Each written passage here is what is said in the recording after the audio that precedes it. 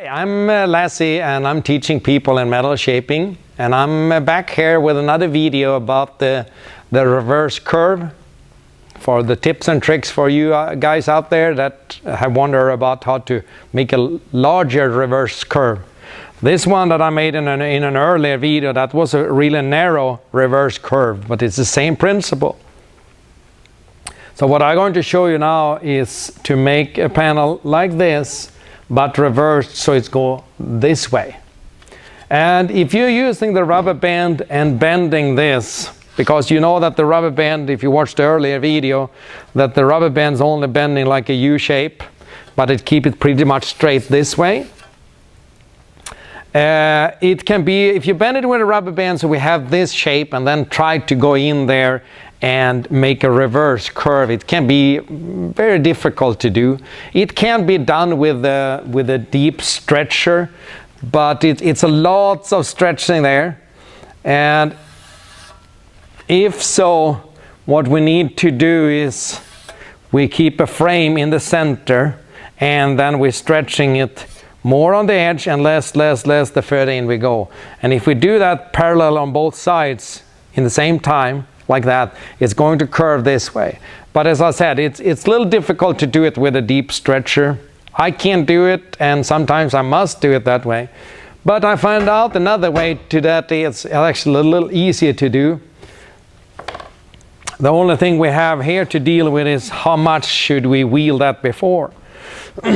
So we have a frame here. Instead of, if you watched the earlier video on YouTube, we have a frame all the way around the edge, or 2 edges, 3 edges, or 1 edge. But here we have the frame in the center like this. And what I'm going to do, I'm going to wheel it with the flat wheel in the beginning. And I'm going to stretch it more on the edge, over the edge, and less the further in I go. So I'm going to start actually wheeling it from here and the whole length, and if I can go over that edge and that edge, that would be great.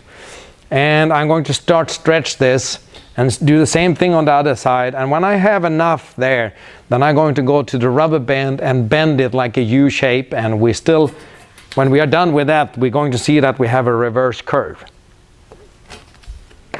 So I go over to the English wheel, and I'm using the flattest wheel to start with, and I'm probably going to use another wheel later.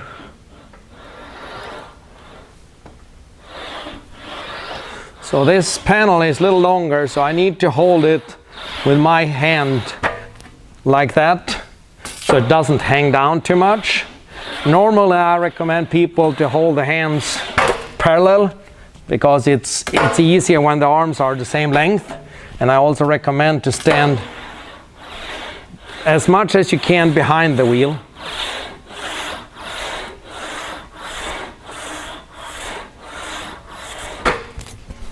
So I'm going to go in there again, and I can adjust the pressure a little more.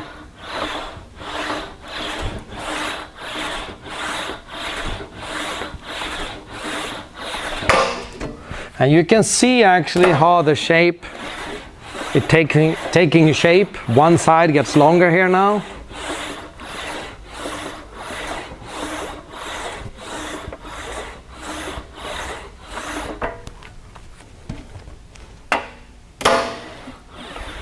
So I go back here again.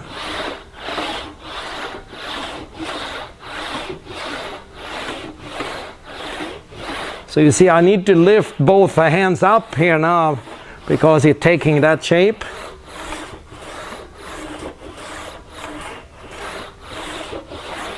So pretty soon here I need to, if I'm going to continue on this side, I must go to the next wheel, because the lower wheel is too flat. But I will do this side a little more like that, and then I go over to the other side. So you can see already now that it starts curving this way. So I'm going to continue on the other side here and do the same thing there.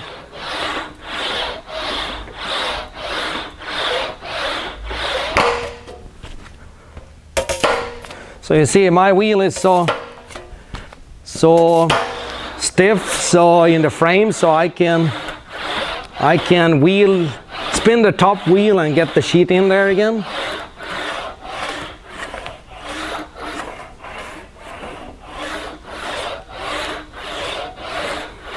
And you can go backwards like this too, as long as the panel doesn't get wavy.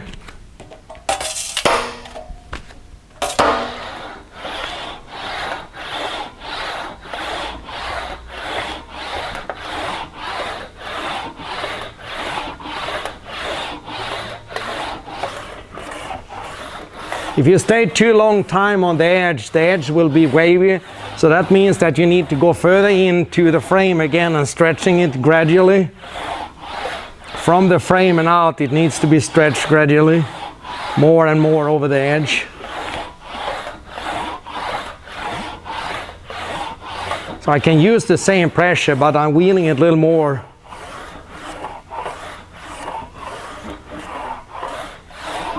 Spend a little more time the further out I go to the frame. So there you can see how we're taking this shape now, and we're having this shape. So we actually got a reverse curve there. What I'm going to do, I'm going to go over to the second wheel,